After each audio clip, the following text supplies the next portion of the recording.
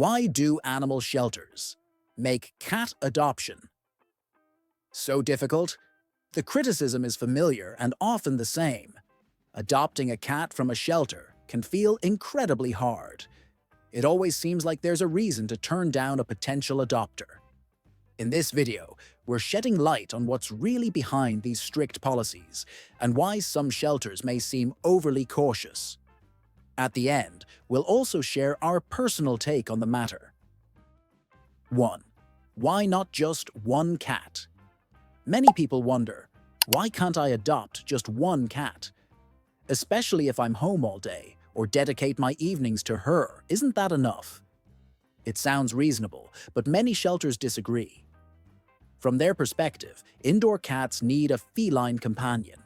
No human, no matter how loving, can truly replicate the body language, play style, or social behaviors of another cat. Even if you're home often, you're still not a fellow feline. Keeping a single cat indoors is often seen as animal cruelty, unless the cat has always lived alone or doesn't get along with others, in which case exceptions may be made. 2. Why does the garden need to be secured? You want to give your cat outdoor access to enjoy a free and happy life. That sounds great in theory. But if your home is near a road and you don't have a secure garden, many shelters will say no. Why?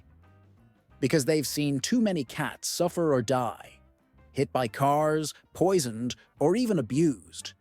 Plus, cats raised indoors often struggle to cope outside. They're unfamiliar with traffic, strangers, and other dangers. Shelters don't want to risk a rescued cat ending up in danger again. 3. No cats for full-time workers? You work 8 hours a day but still want a cat. Many would say that's fine, but shelters often say only if someone else is home during the day or if you're adopting 2 cats. Why? Because cats can get lonely, especially if they're alone all day and you come home too tired to play or cuddle. While cats are independent, they're not necessarily loners. Since shelters can't verify how much attention you'll give after work, they often reject single cat adoptions for full-time workers. 4. Not everyone can afford a big apartment. You have a 40 square meter, about 430 square feet, 1-bedroom apartment, a big heart, and lots of love to give. For some shelters, that's still not enough. Why? They want to prevent cats from suffering due to boredom or lack of movement. A small apartment without a secure balcony or space for a large cat tree can be frustrating for active cats. Some cats need space, stimulation, and hiding spots. In those cases, shelters may only approve adoptions of older or less active cats, or say no altogether. 5. No cats with kids or dogs. You have children or a dog that's good with cats and want to welcome a feline friend. Sounds like a happy home, right? But many shelters are quick to decline. Why? Because many shelter cats are traumatized, scared, or ill. Noise, chaos, or even an overly enthusiastic but friendly dog can be overwhelming. These cats might hide, stop eating, or become aggressive. Shelters aim to avoid conflict or the cat being returned after just a few weeks. Our take: let's find some balance. Let's be honest, most of the rules shelters enforce come from a good place. They want the best for their animals, and that's absolutely right. But sometimes the standards are just too high.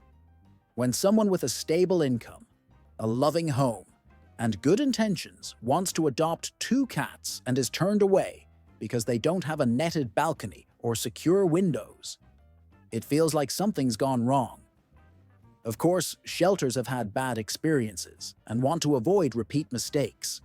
But responsible pet ownership also involves trust.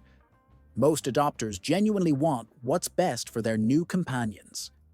In many cases, education would be more helpful than a flat-out rejection, especially when shelters are full and the cats there aren't exactly living in luxury either. It's not about perfection. It's about care, responsibility, and creating a loving forever home. And here's something to consider.